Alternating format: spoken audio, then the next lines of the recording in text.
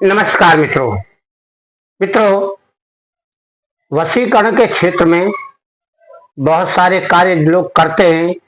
अनेक अनेक प्रकार की शमशानी क्रियाएं भी करते हैं, परंतु तिलक जो काम करता है वह बहुत साधारण तिलक होता है।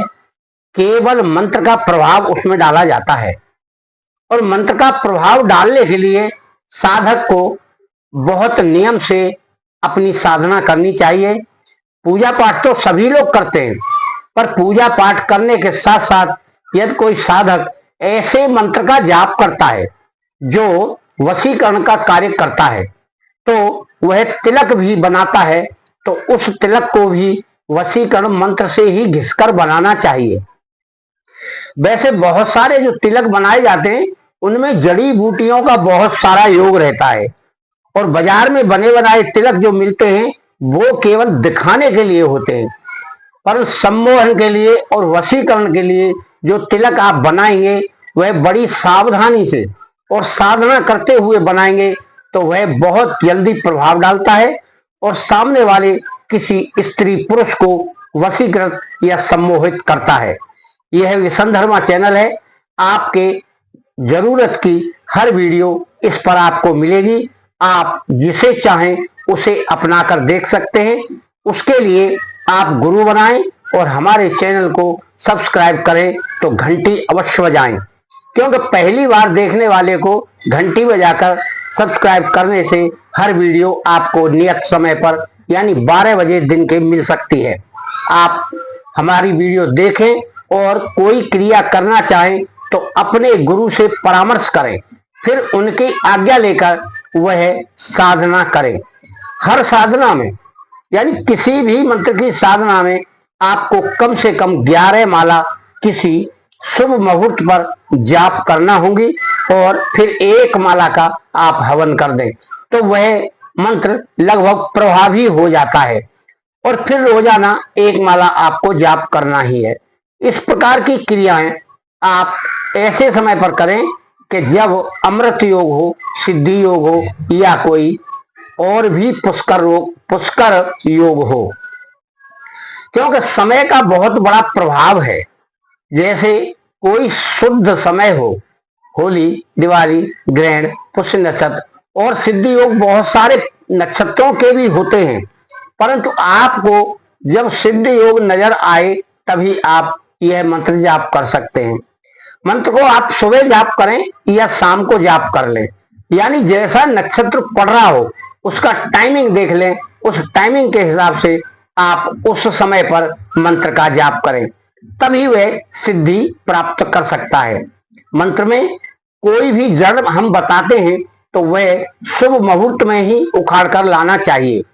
पहले एक दिन निमंत्रित कर आइए और दूसरे दिन उसे उखाड़ कर लाइए, धोइए, पूजा पाठ करिए, उस प्रकार से कर लीजिए और उसी नक्षत्र में उसका तिलक तैयार कर लीजिए मंत्र को पढ़ते हुए। जब वह तिलक तैयार हो जाता है तो आप उसे किसी डब्बे में भर के रख लीजिए, और जब आपको तिलक लगाना हो तो मंत्र को 7 बार पढ़कर वह तिलक अपने मस्तक पर धारण करें, तो वह मंत्र से अभिमंत्रित तिलक आपकी सभी मनोकामनाओं को पूर्ण करने वाला तिलक होगा। आप जहां भी जाएंगे आपका हर कार्य बड़ी ही सुगमता से सफल होगा, और कोई कोई व्यक्ति भी आपसे सम्मिलित होकर अच्छा कार्य भी करेगा, और हो सकता है कोई आपकी प्रेम का या पत्नी हो तो वह भी आपको मनमोहक बताकर आपसे प्रेम करेगी, यानी आपके प्रेम में कोई कमी नहीं आएगी। परंतु इसके साथ साथ आपको अपनी वाणी पर भी संयम रखना है।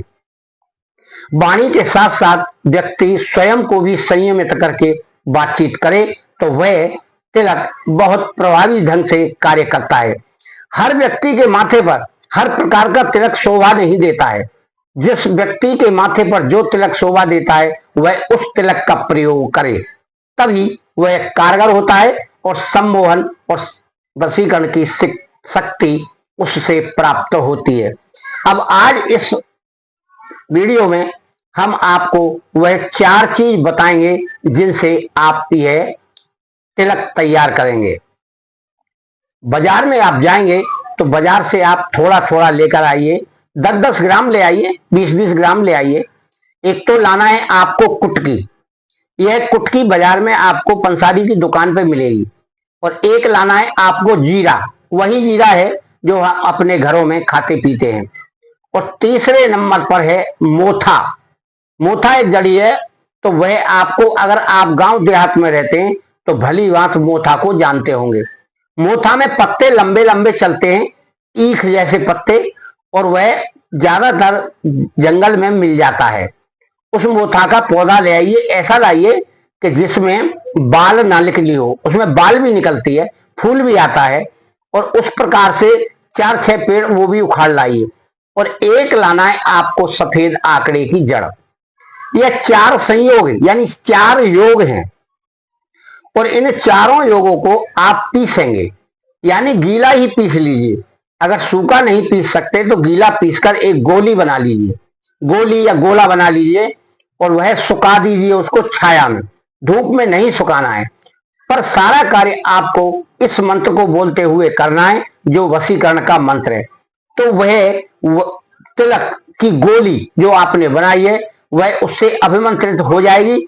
और फिर जब तिलक लगाते हैं तो पहले उसे गोले को यानी गोली को पत्थर पर घिसें, और फिर तिलक लगाते हुए और घिसते हुए समय आप मंत्रों का जाप करें। मंत्र की गिनती नहीं है इसमें कोई, आप मुंह से बोलते जाइए, घिसते जाइए, और जब लग जाए तो फिर आप उसे हाथ में या उंगली पर लेकर 7 बार अभिमंत्रित करके फूंक मारिए, और माथे पर धारण करके अपने अंदर भावना करिए कि जो मुझे देखेगा वह सम्मोहित होकर मुझसे प्रेम से बात करेगा।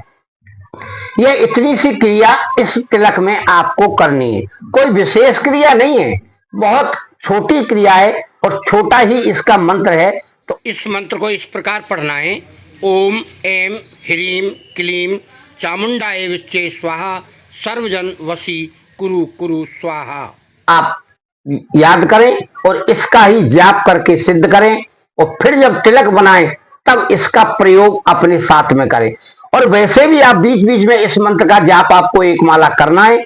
और वैसे भी अगर किसी को आप सम्मोहित करना चाहते हैं तो उसकी तरफ देखकर मन ही मन इस मंत्र का जाप करें, और हो सके तो उस व्यक्ति का नाम पता हो तो नाम भी ले सकते हैं। अन्यथा नाम ना पता होने की कंडीशन में सर्वजन या अमुक शब्द का इस्तेमाल किया जाता है, तो वह उस व्यक्ति पर, आंखों से देखने वाले व्यक्ति पर, स्त्री पर, पुरुष पर अपना प्रभाव जमाने लगता है, और आपको मन माफिक काम करने में वह व्यक्ति मदद करेगा।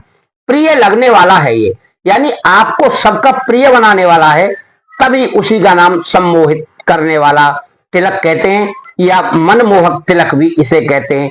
मित्रों, आप करिए और आप अच्छा कार्य करिए। यह हमारी आपसे एक पहली मुलाकात नहीं है, बहुत सारी वीडियो डाली है, हर वीडियो में हम यही बताते हैं, अच्छा कार्य करेंगे तो अच्छा फल प्राप्त होगा। सही समय पर सही कार्य हो तो उसका फल भी अच्छा होता है।